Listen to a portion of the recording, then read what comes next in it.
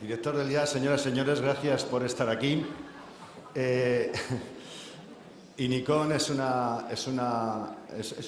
grupo de empresas aragonesa que la formamos 570 personas y un dato decir que hoy somos 200 personas más que en el 2008 y nosotros internamente asociamos resultados en función de los niveles de gestión. Me han dicho que tengo que hablar de tendencias de las nuevas tecnologías. Bien, nosotros creemos que los nuevos desarrollos tecnológicos, la hiperconectividad y la globalización económica nos han traído nuevos retos y oportunidades.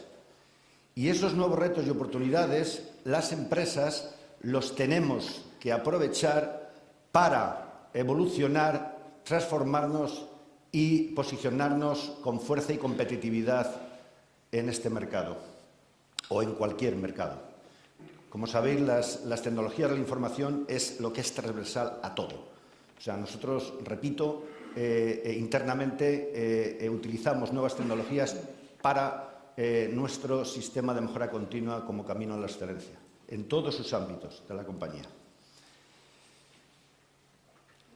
La visión que Inicon tiene de las tendencias que pueden facilitar y acelerar esa transformación digital son el Big Data, el Internet de las cosas y la inteligencia artificial.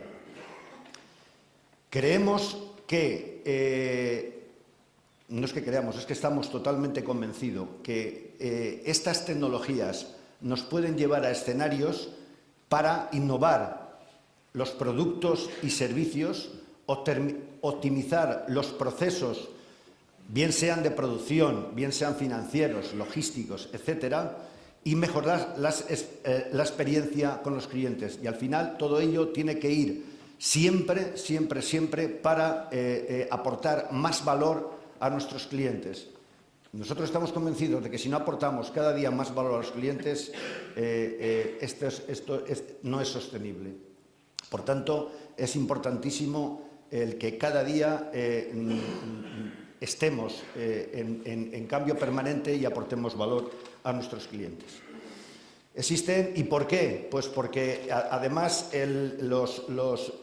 tanto la inteligencia artificial como el Big Data, como el Internet de las cosas, tienen que ser aceleradores, tienen que ser motores de transformación para la adquisición y tratamiento masivo de datos, para el análisis predictivo y para la recomendación y optimización, y siempre buscando nuevos modelos de negocio y aportando valor a los clientes. Y ahora voy a pasar a contar en cada una de las tres líneas tecnológicas que he identificado como trascendentales un ejemplo de cada una de ellas. Estas son historias, nosotros llamamos historia de transformación, son proyectos que hemos realizado a clientes y el primero de ellos es el Internet de las cosas y es lo llamamos el Drive Zone. Consiste en llevar a dispositivos móviles datos fundamentales del coche, como el trayecto, como el consumo, como la forma de conducir, como la sensorística que yo pueda llevar para predecir sueños, o como cultura, ocio, gastronomía, etcétera, etcétera. El segundo caso va alineado con el Big Data. De Big Data tenemos varios ejemplos, pero he cogido uno que es el EcoBoot, es una especie de gestionar el ruido, y consiste, es un perfilado dinámico de clientes bancarios para entidades bancarias que consiste en está recogiendo datos de lo que se dice en las redes sociales para que estas entidades bancarias con esos datos llenen sus bases de datos y junto con los que ellos tienen tomar decisiones para sacar productos que de alguna manera estén alineados con esos datos que se ha recogido de las redes sociales y fidelicen a sus clientes. De Big Data tenemos para industria 4.0, que ya se ha hablado aquí, también desarrollos y proyectos realizados. Y el último, referente a inteligencia artificial, se trataría de una experiencia de usuario para compañías operadoras de telecomunicaciones.